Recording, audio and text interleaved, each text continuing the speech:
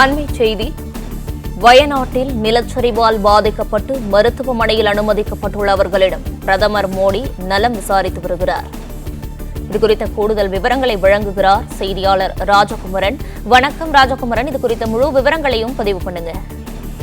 400க்கும் மேற்பட்டவர்களின் உயிரை பழிவாங்கியிருந்த நிலச்சரிவு ஏற்பட்டிருந்த வயநாடு பகுதிக்கு பிரதமர் நரேந்திர மோடி இன்று ஒருநாள் பயணமாக சென்றிருக்கின்றார்.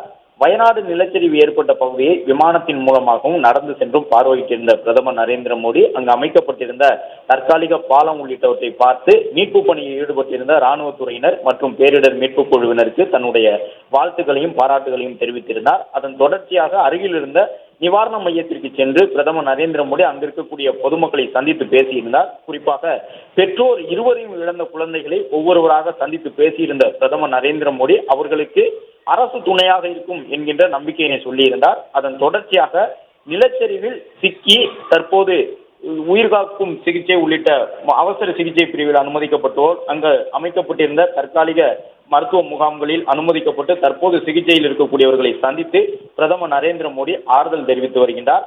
அது மட்டுமல்லாமல் வயநாடு நிலச்சரிவில் உயிரிழந்த பலருடைய உருவப்படங்கள் அங்கு வைக்கப்பட்டிருந்தன. அந்த புகைப்படங்களுக்கு சென்ற பிரதமர் நரேந்திர மோடி அங்கு மலர் தூவி வயநாடு நிலச்சரிவில் உயிரிழந்தோருக்கு அஞ்சலி செலுத்தியிருந்தார். அதன் தொடர்ச்சியாக சிகிச்சையில் இருக்கக்கூடிய குழந்தைகள் உள்ளிட்ட அனைவரையும் சந்தித்து பிரதமர் நரேந்திர மோடி தற்போது அவர்களுக்கு வழங்கப்பட்டு வரக்கூடிய சிகிச்சை முறைகள் குறித்து கேட்டறிந்ததுடன் விரைவில் அவர்கள் மீண்டு வர வேண்டும் என்பதற்காக இறைவனை பிரார்த்திப்பதாக அங்கிருந்தவர்களுக்கு சொன்னார். அது மட்டுமல்லாமல் அனைவருக்கும் ஆறுதல் தெரிவித்திருக்கக்கூடிய பிரதமர் நரேந்திர மோடி அவர்களுக்கான மறுவாழ்வு திட்டங்களுக்கும் மத்திய மாநில அரசுகள் உதவும் என்பதையும் சொல்லியிருக்கின்றார். மேலும் இறந்தவர்களுடைய உருவப்படங்களுக்கு மலர் தூவி மரியாதை செலுத்தியது மட்டுமல்லாமல் பெற்றோர் இருவரையும் இழந்த குழந்தைகளுக்கும் ஆறுதல் தெரிவித்துள்ளார்.